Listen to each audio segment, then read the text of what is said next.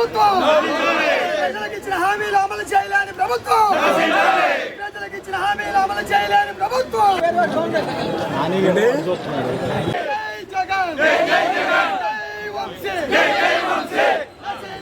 రాష్ట్ర ప్రభుత్వం వండి వైఖరి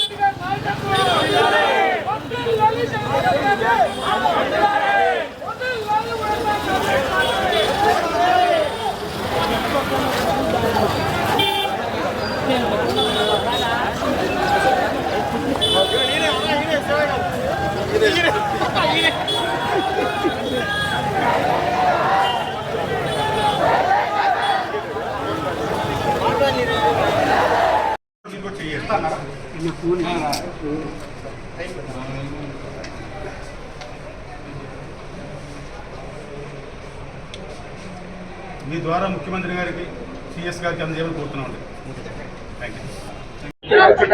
చంద్రబాబు నాయుడు గారి యొక్క ప్రభుత్వం చేస్తున్నటువంటి మోసపూరితతనం,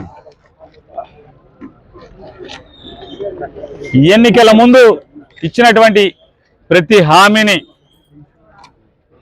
తుంగలో తొక్కి ఇవాళ అధికారాన్ని కేవలం ధనార్జన కోసం మాత్రమే అనుభవించండి. అంత ఫోటోల కోసం నేను కూర్చోండి.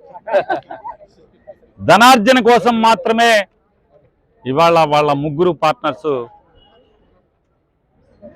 కాలం గడపటం, సొమ్ము జనాంది, సోకు చంద్రబాబు నాయుడు కొడుకు పవన్ కళ్యాణ్ది అవటం మనందరం చేసుకున్నటువంటి దౌర్భాగ్యం. ఎన్నికల ముందేమో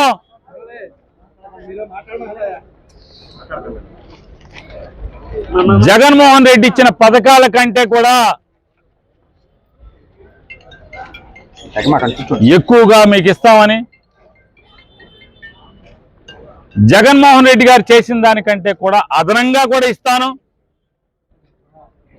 జగన్ నన్ను అడుగుతున్నాడు డబ్బులు ఎక్కడి అని చెప్పని, నా 40 ఏళ్ల అనుభవం, సంపద సృష్టిస్తాను, సంపద సృష్టించి ఆ డబ్బులందరినీ కూడా జనానికి పంచిపెడతాను, అలాగే ఈ రాష్ట్రం మొత్తం అభివృద్ధి చేస్తాను, భారతదేశం మాత్రమే కాదు ప్రపంచంలోనే మొట్టమొదటి రాష్ట్రంగా ఉండేట్టుగా నేను చక్కదిద్దుతానని చెప్పని అరచేతిలో వైకుంఠం చూపించి, అదొక్కటే కాదు జగన్ అప్పులు చేసి మీకు పథకాలు ఇచ్చాడు, నేను అప్పులు చేయకుండా సంపద సృష్టించి మీకు పథకాలు ఇస్తాను అని చెప్పినటువంటి మోసగాడు చంద్రబాబు. ఇవాళ అదొక్కటే కాదు అనేది చేయకుండా ఉన్న జగన్మోహన్ రెడ్డి చేసిన అప్పులను కూడా నేనే తీర్చేస్తాను, 2029 కల్లా భారతదేశంలో అప్పు లేని రాష్ట్రంగా ఆంధ్రప్రదేశ్ని చేస్తానని చెప్పినటువంటి ఈ మోసగాడు 12 మాసాలు తిరిగేప్పటికీ ఈరోజు మంగళవారం, ఈ మంగళవారంతో 1,54,000 కోట్ల రూపాయలు అప్పు తెచ్చినటువంటి దౌర్భాగ్య స్థితి ప్రభుత్వం ఇది చంద్రబాబు నాయుడు ప్రభుత్వం. అప్పు చేయనని చెప్పి అప్పులు చేస్తూ జనానికి జగన్ కంటే మిన్నగా పథకాలు అమలు చేస్తానని చెప్పని ఎన్నో మాయ మాటలు చెప్తూ, మీరు విశాఖపట్నం వెళ్ళాలనుకుంటున్నారా మీ పిల్లలతో, మీరు తిరుపతి వెళ్ళాలనుకుంటున్నారా, లేదా మీరు శ్రీశైలం గుడికి వెళ్దాం అనుకుంటున్నారా, లేదా నెల్లూరు రొట్టెల పండగకి వెళ్దాం అనుకుంటున్నారా, లేదా గుణదల సంబరాలకు వెళ్దాం అనుకుంటున్నారా? ఎక్కడికి కావాలంటే కడప నుంచి గుణదల మొక్కు తీర్చుకోవాలన్నా, లేదా శ్రీకాకుళం ఇచ్చాపురం నుంచి తిరుపతి దేవుణ్ణి చూసుకోవాలన్నా, మీ పుట్టింటికి వెళ్ళాలన్నా, ఎక్కడికి వెళ్ళాలన్నా ఫ్రీ, బస్సు ఫ్రీ అని చెప్పాడు. ఇవాళేమో 7% డబ్బులు లేవు అంటాడు. ఇవాళ సంవత్సరానికి 3 బండ్లు అన్నాడు. ఎన్ని బండలు ఇచ్చాడు ఈ సంవత్సరంలో అని మనం లెక్కెడితే 12 మాసాలు గడిచినాయి. 12 మాసాల్లో ఒక్క బండిచ్చి, అది కూడా అరకరగా మందికి బండిచ్చి అయిపోయినాయి అని చెప్తున్నాడు. ఇచ్చేశానని చెప్పి జబ్బలు చరుచుకుంటున్నాడు. ఇవాళ అదొక్కటే కాదు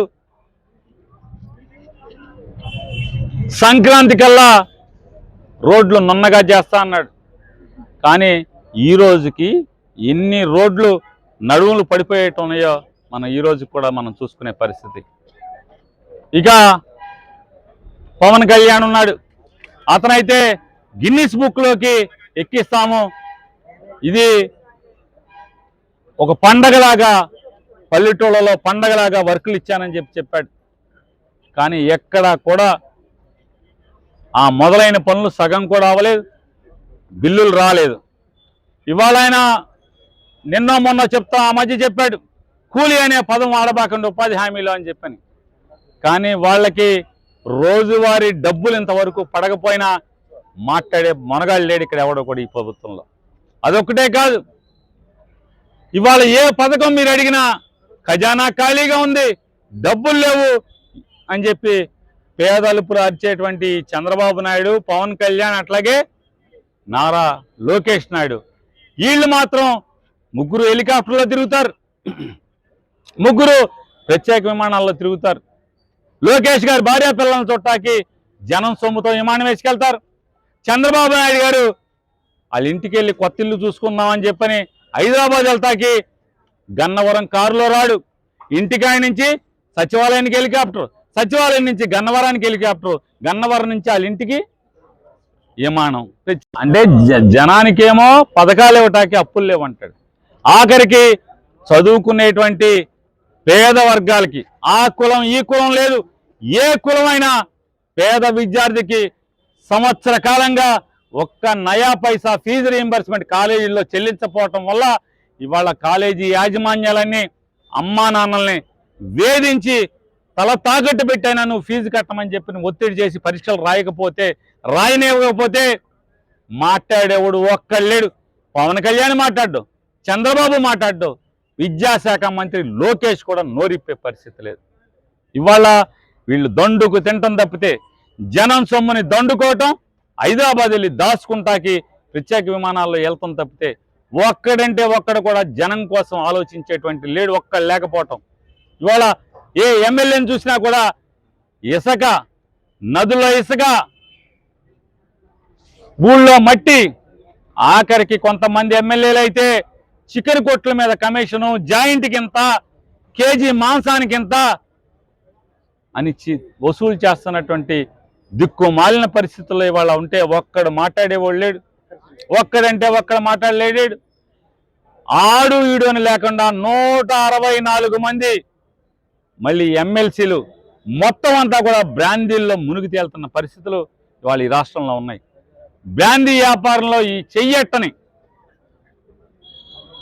ఒక్క ఎమ్మెల్యే ఉన్నాడా అంటే ఎవడు ఒక్కడు కూడా, ఆఖరికి ఈ ఎమ్మెల్యేతో సహా ఎవడు బ్రాందీ వ్యాపారం వాసన చూడకుండా ఒక్కడు లేకపోవటం అనేది మన దౌర్భాగ్యం. ఇవాళ ఇన్ని మాయమాటలు చెప్పి, ఇన్ని మోసాలు చెప్పి వీళ్ళు పబ్బం గడుపుకోవటానికి, ఆఖరికి ప్రజల్ని మోసం చేయడమే కాదు, దేవుణ్ణి సనాతన ధర్మం అని, జగన్మోహన్ రెడ్డి మీరు క్రిస్టియన్ మేము హిందువులు అని వాగినటువంటి చంద్రబాబు నాయుడు కూడా ఇవాళ సాక్షాత్తు రాష్ట్రంలో ఉన్నటువంటి ప్రతి దేవుడి ఆలయాన్ని కూడా దోచేసేటువంటి కార్యక్రమానికి తెరలేపుతున్నారు. మొన్న నోటిఫికేషన్ ఇచ్చారు. ఏమని ఇచ్చారంటే, నెల రోజుల్లోపు మీకు అభ్యంతరాలు ఉంటే చెప్పండి, మేము చట్టం తేబోతున్నాం, దేవుడి ఆస్తులన్నీ కూడా ఈ రాష్ట్రంలో ఉన్నటువంటి ప్రతి హిందూ దేవుడి ఆస్తిని కూడా నామినేషన్ పద్ధతిలో నామినల్ అంటే చిన్న డబ్బులు అద్దెకి 99 ఏళ్ళు అద్దెకి ఇవ్వటానికి అభ్యంతరాలు ఉంటే తెలపండి అని చెప్పని ఇప్పుడు ఈ కార్యక్రమానికి తెరలేపాడు. అంటే వారి వంది మాగదులకి, వారికి చందాలు ఇచ్చిన వాళ్ళకి, వాళ్ళు జెండా మోసిన ఎమ్మెల్యేలకి వీళ్ళందరూ కలిసి దేవుడి ఆస్తులన్నీ కూడా ఎత్తేయటానికి వాళ్ళ పథక రచన చేశారు. అంటే జనాన్ని మోసం చేయటంలో జనాన్ని వదలరు. ఓట్లు ఎంచుకునేప్పుడు అన్ని మతాలు మాయ అన్నారు, క్రిస్టియన్లు మేమే అన్నారు, ముస్లిమ్స్కి మేమే అన్నారు, టోపీ పెట్టుకున్నారు. ఇవాళ వచ్చి మేము హిందువులకి మాత్రమే నాయకులు అని చెప్పి సిగ్గు లేకుండా ఇవాళ మాట్లాడుతున్నటువంటి పరిస్థితులు మనం చూసాం. ఇవాళ నిజంగా ఏ రాజకీయ నాయకుడికి రాకూడనటువంటి దుస్థితి చంద్రబాబు నాయుడికి వచ్చింది, పవన్ కళ్యాణ్కి వచ్చింది. మొన్నటిదాకా మోడీని, వాళ్ళ భార్య గారిని, అందరినీ బూతులు తిట్టినట్టు వీళ్ళు ఇవాళ సాష్టాంగ నమస్కారం పట్టేటువంటి దౌర్భాగ్యం ఎవరికయ్యా అంటే 75 ఏళ్ల వయసున్న 40 ఏళ్ల ఇండస్ట్రీ చంద్రబాబుకి పట్టడం, సిగ్గు లేకుండా అదే తిట్టినోడితో ఇవాళ మోడీ గారి బూట్లు నాకేటువంటి పరిస్థితులు చూస్తున్నాం. ఇదే పవన్ కళ్యాణ్ చంద్రబాబు నాయుడు కొడుకుని పచ్చి దగాకోరు, అవినీతి పరుడు, నీ కళ్ళు కనపడవా చంద్రబాబు, నీ కొడుకు దోషేస్తున్నాడని చెప్పి మాట్లాడాడు. చంద్రబాబుది తప్పుడు ప్రభుత్వం అని మాట్లాడాడు. ఇవాళ అదే చంద్రబాబు ఇంకా 25 ఏళ్ళు ఉండాలని చెప్పని చప్పట్లు కొట్టి మరి అసెంబ్లీలో చెప్తున్నాడు. అంటే ఎవరికన్నా రాజకీయ నాయకుడికి తిట్టిన నోటితో మళ్ళీ కాళ్ళు పట్టుకునే స్థితి రావటం, తిట్టిన నోటితోనే భజన చేసేటువంటి కార్యక్రమం రావటం అంటే ఇక మనిషిగా బతికి ఉండే అవసరమా అని నేను వాళ్ళని ప్రశ్నిస్తున్నాను. ఇవాళ ఈ దుర్మార్గాలకి కనీసం ప్రజలకి మాటిచ్చామేమనేటువంటి ఇంత కూడా సిగ్గు ఎగ్గు లేకుండా మా దగ్గర డబ్బులు లేవు, ఏం చేస్తామని చెప్పి ఇప్పటికి ఈరోజు సాయంత్రంకి 1,54,000 కోట్ల రూపాయలని అప్పు చేసి ఈ రాష్ట్రాన్ని అప్పులు కుప్పలుగా చేస్తున్నటువంటి దౌర్భాగ్య ప్రభుత్వం ఈ కూటమి ప్రభుత్వాన్ని దిగిపోవాలి తక్షణమే అని చెప్పి ప్రజలకి క్షమాపణ చెప్పి వెంటనే ఈ ప్రభుత్వం దిగిపోవాలని చెప్పని, లేదా ప్రజాగ్రహంలో రోజు రోజుకి ఇవాళ మీరు ఎన్ని బాధలు పెట్టినా ఒక ఆయన మాట్లాడతాడు, గన్నవరంలో తప్పుడు కేసుల్లో చర్చకి సిద్ధం అన్నాడు. మా అమ్మాయి వచ్చింది, రా చర్చకి మాట్లాడదామని, రాడు అంటాడు. తప్పుడు కేసులు లేవంటాడు. తప్పుడు కేసులు లేకపోతే, తప్పుడు కేసులే కాకపోతే రాష్ట్రంలో 175 నియోజకవర్గాల్లో 173 మంది జైలుకి వెళ్ళినోడు ఎవడన్నా ఏ నియోజకవర్గం ఉందంటే ఇది గన్నవరం నియోజకవర్గంలో మాత్రమే, ఇంకెక్కడ ఈ రాష్ట్రంలో ఎక్కడా లేదు. వంశీ మీద కేసులు తప్పుడు కేసులు కాదా? 2019 సంవత్సరంలో చంద్రబాబు ప్రభుత్వం, తెలుగుదేశం శాసనసభ్యుడు 2018లో పట్టాలు పంచిపెట్టాడంట, దొంగ పట్టాలు అయ్యి అని చెప్పని చంద్రబాబు సిగ్గు లేకుండా 2019 జగన్ ముఖ్యమంత్రి అయిన తర్వాత వంశీ చాలా మంచోడు, తప్పుడు కేసు పట్టాలు అదో తప్పు ఉంటే ఎంఆర్ఓని జైలుకి వేయాలి, కానీ వంశీని జైలుకి వెళ్ళటువంటి నేను పోలీస్ స్టేషన్కి వస్తా, పోలీస్ స్టేషన్ తలుపులు బద్దలు కొడతా అని చెప్పి వాగినటువంటి చంద్రబాబు నాయుడు ఇవాళ అదే కేసులో మళ్ళీ కాగితాలు కోర్టుకి ఛార్జ్ షీట్ వేసిన తర్వాత ఆ కాగితాలను మళ్ళీ వెనక్కి తెచ్చుకుని ఆ దాంట్లో వంశీని ముద్దాయిగా పెట్టమంటే తప్పుడు కేసు అవునా కాదా?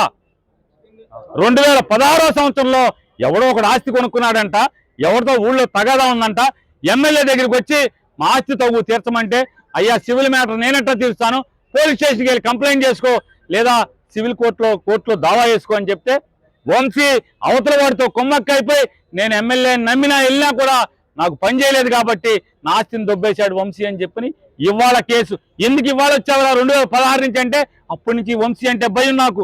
ఇవాళ వంశీని భయపెట్టే చంద్రబాబు వచ్చాడు, అప్పుడు లేడు, బతికే ఉన్నాడు అప్పుడు కూడా చంద్రబాబు. వంశీని భయపెట్టే ప్రభుత్వం వచ్చిందని ఇంట్లోంచి బయటకు గుండు కేసులో మీరు ఏ కేసు తీసుకున్నా కూడా అది నూజివీడి కోర్టులో కట్టని, లేదా గన్నవరం కోర్టులో కట్టని, ఎక్కడ కట్టినా కూడా ఈ పోలీస్ స్టేషన్లో కట్టిన ప్రతిదీ కూడా తప్పుడు కేసు, దొంగ కేసు అనేది ఏ చిన్నపిల్లోడిని ఊహ తెలిసిన ఏ చిన్నపిల్లోడికి ఈ ఎఫ్ఐఆర్ చదివినిపిస్తే ఊరికి అర్థమవుతుంది. కాబట్టి బొంకేదానికంటే కూడా కనీసం నిజాయితీతో మౌనంగా ఉంటేనా బాగుంటుందని చెప్పనేది పెద్దలకి తెలియజేసుకుంటూ, తక్షణమే మీరు కనుక ఈ హామీలను అమలు చేయకుండా ఉంటే రోజుకి ఇవాళ గన్నవరంలో ఇక్కడ ఉన్నటువంటి వైఎస్ఆర్ కాంగ్రెస్ పార్టీ మనుషులను చూశారు, ప్రజలను చూశారు. సంవత్సర కాలంగా వేధింపులకు గురిగవుతున్నా కూడా ఇంతమంది మొదలయ్యారంటే మీ వ్యతిరేకత, మీ మీద వ్యతిరేకత, మీ పతనానికి నాంది గన్నవరంలో ప్రారంభమైంది ఈ రోజున 4వ తారీఖు అని చెప్పనేది మీకు హెచ్చరిక జారీ చేస్తూ ఖచ్చితంగా ప్రజల యొక్క ఆగ్రహావేశాల్లో కొట్టుకుపోతాం రాబోయే రోజుల్లో తథ్యం అనేది కూడా కూటమి ప్రభుత్వానికి హెచ్చరిక చేస్తుంది.